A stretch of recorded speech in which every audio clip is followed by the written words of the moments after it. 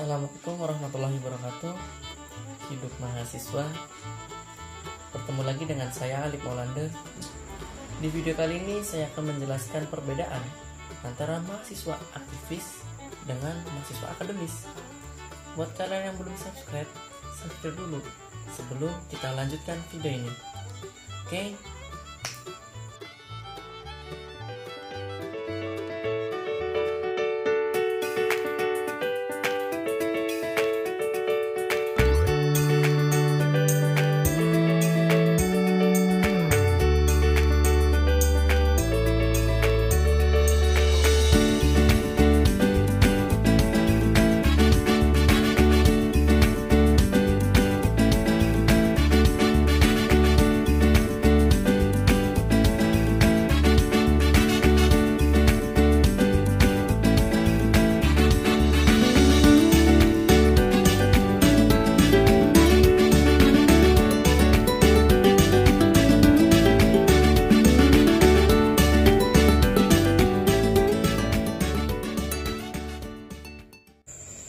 Oke, baik. Saya akan menjelaskan semua tentang mahasiswa aktivis dengan mahasiswa akademis. Karena banyak yang mendebatkan antara mahasiswa aktivis dengan mahasiswa akademis. Banyak orang yang mempunyai statement bahwasannya mahasiswa aktivis lebih unggul daripada mahasiswa akademis. Begitupun sebaliknya, ada pun yang berpikir bahwasannya mahasiswa akademis lebih unggul dengan mahasiswa aktivis. Bagi saya, tidak ada istilah mahasiswa aktivis maupun akademis yang lebih unggul. Menurut saya adalah semuanya sama. Semuanya sama, tergantung orangnya itu sendiri. Oke, kita mulai dari apa itu mahasiswa. Di era sekarang, mahasiswa itu lebih diartikan yaitu dengan manusia yang merdeka, yang bebas menentukan arah tujuan demi menggapai sebuah harapannya. Lalu, apa itu akademis? Akademis itu diartikan sebagai sesuatu yang berhubungan dengan akademi, yang bersifat ilmu pengetahuan dan bersifat ilmiah. Kemudian, apa itu aktivis? Aktivis adalah manusia yang giat bekerja untuk kepentingan suatu organisasi. Jadi bisa disimpulkan bahwasannya mahasiswa aktivis mempunyai arti yaitu mahasiswa yang sibuk dengan organisasinya. Sedangkan mahasiswa akademis yang sibuk dengan IPK-nya atau lebih fokus ke kuliahnya. Kemudian, mana yang lebih baik dan mana yang lebih buruk? Lalu, mana yang lebih baik antara mahasiswa aktivis atau mahasiswa akademis? Jawabannya menurut saya ada pada diri kalian sendiri. Karena begini, seorang mahasiswa tentunya dia tidak hanya sekedar belajar di ruang kelas. Namun, mahasiswa juga perlu untuk dapat menembus batas jendela-jendela kelas dan masuk ke dalam dimensi yang lebih luas tentang arti pentingnya tanggung jawab sosial yang melekat pada dirinya. Ingat, Tridharma perguruan tinggi, pendidikan, penelitian, dan pengabdian masyarakat. Oke? Seperti yang kita ketahui, kita sebagai mahasiswa yang berada di kampus memiliki tanggung jawab akademik sebagai prioritas kita. Orang tua menitipkan kita ke kampus untuk kuliah dan menambahkan ilmu sebanyak-banyaknya. Betul kan? Orang tua ingin melihat kita segera lulus wisuda dengan tepat waktu, dengan nilai yang memuaskan, dan bisa disebut dengan kamlong. Ketika kita menjadi mahasiswa akademis, maka kita hanya akan berfokus pada target mengejar nilai. Fokus pada IPK, indeks prestasi kumulatif. Siklusnya seperti masuk kelas, mendengarkan penjelasan dosen, mengerjakan tugas yang diberikan oleh dosen, kemudian mengumpulkan yang tepat waktu. Dan kegiatan itu dilakukan mengulang-ulang, terus-menerus, hingga ia mencapai apa yang diinginkan, yaitu mendapatkan nilai yang bagus. Dan dengan kerutanan yang seperti ini, ada anggapan ketika mahasiswa akademis lulus, lalu terjun langsung di masyarakat, mereka cenderung lebih egois. Mereka lebih bersifat acuh tak acuh, mereka kurang kesadaran dan kurang peka terhadap lingkungan sekitar. Mungkin karena mereka tidak ikut organisasi, tapi nanti dulu. Kita bahas satu persatu. Mereka yang juga lebih gampang marah ketika terjadi sesuatu hal yang di luar kendali dari kegiatan itu. Karena di dalam ruang kelas tidak diajarkan atau tidak dilatih bagaimana cara bersikap ketika ada suatu hal yang tidak diharapkan. Kita kasih contoh. Dalam mengerjakan tugas, ketika di dalam kelas ada yang salah, dan mereka tidak ada kesempatan lagi untuk memperbaikinya, maka emosi mereka akan meningkat dan akhirnya mereka pun pasrah. Namun dalam proses perkuliahan, mahasiswa akademis tentu saja tidak keteteran dan lebih terstruktur atau teratur. Kemudian, bagaimana dengan mahasiswa aktivis? Mereka cenderung berfokus pada sebuah tanggung jawab di organisasinya, sehingga terkadang lupa dengan tujuan awal mereka, yaitu kuliah dan lulus tepat waktu. Terkadang juga sampai melupakan tugas-tugas kuliah, saking sibuknya dengan kegiatan organisasi. Bahkan mereka kadang mengerjakan tugas sampai H-1 atau H-1 jam sebelum mengumpulkan tugas. Akan tetapi, mahasiswa aktivis dianggap lebih siap untuk terjun ke lapangan, mengabdi kepada masyarakat, karena mereka memang sudah dilatih untuk melakukan hal itu di organisasinya. Kegiatan-kegiatan di dalam organisasi lebih mengajarkan mahasiswa untuk dapat membaur di masyarakat, lebih dapat mengenal situasi kondisi di lingkungan masyarakat.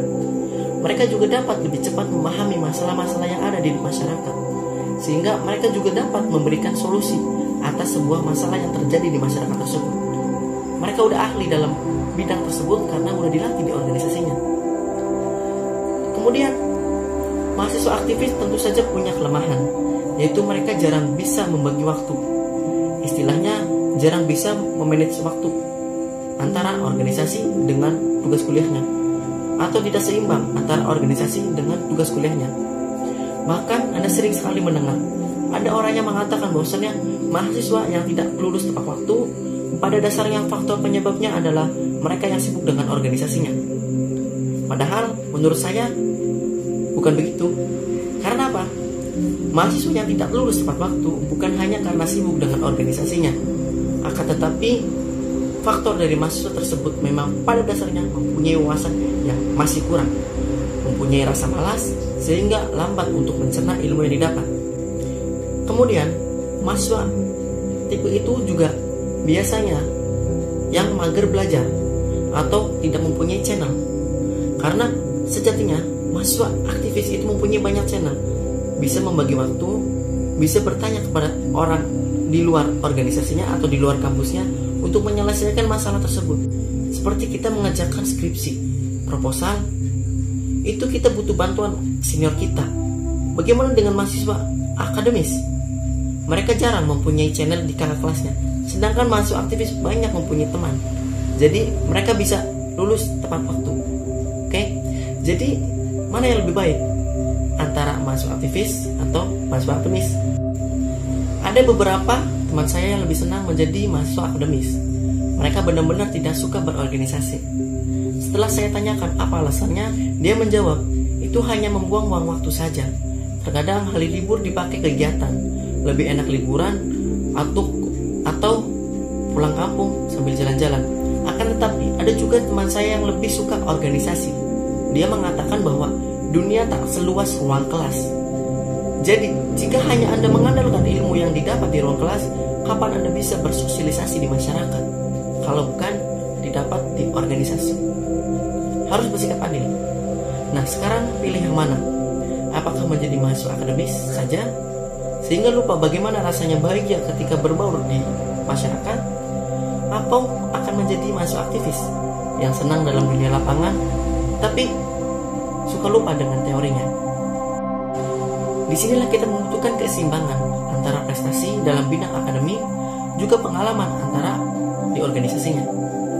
Kita butuh menjadi mahasiswa akademis yang paham akan berbagai macam teori sehingga kita dapat lulus tepat waktu dan mendapatkan IPK sesuai harapan kita dan harapan kedua orang tua utamanya. Dan kita juga butuh menjadi mahasiswa aktivis untuk menambah pengalaman akan berbagai macam fenomena-fenomena sosial, sehingga kita sudah mengerti akan situasi kondisi di masyarakat. Jadi kita tidak kaget ketika kita udah dilepas oleh kampus, terjun di masyarakat, kita udah siap karena kita udah dilatih di organisasinya. Jadi lebih paham, lebih mengerti, dan lebih mudah dalam menyelesaikan masalah di dalam masyarakat tersebut. Tetapi bagaimana caranya kita dapat menyeimbangkan keduanya secara adil tanpa tidak ada satu yang lebih tinggi atau satu yang lebih rendah? Harus seimbang. Yang pertama, kita harus dapat memposisikan diri kita terlebih dahulu. Sesuai dengan pengalaman, saya akan memprioritaskan tugas kuliah terlebih dahulu. Selesai tugas kuliah, setelah itu barulah kita mengerjakan tugas-tugas organisasi.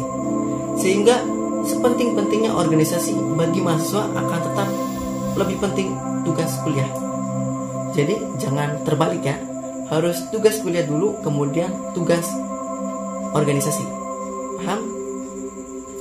Kemudian yang kedua, buatlah jadwal deadline atau agenda kecil.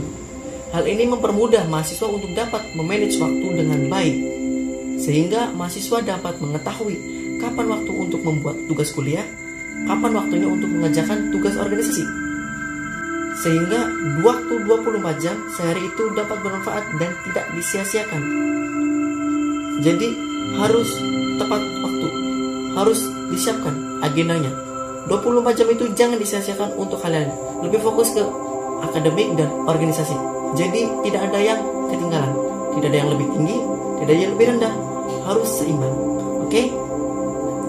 Kemudian yang ketiga, ingat amanah orang tua.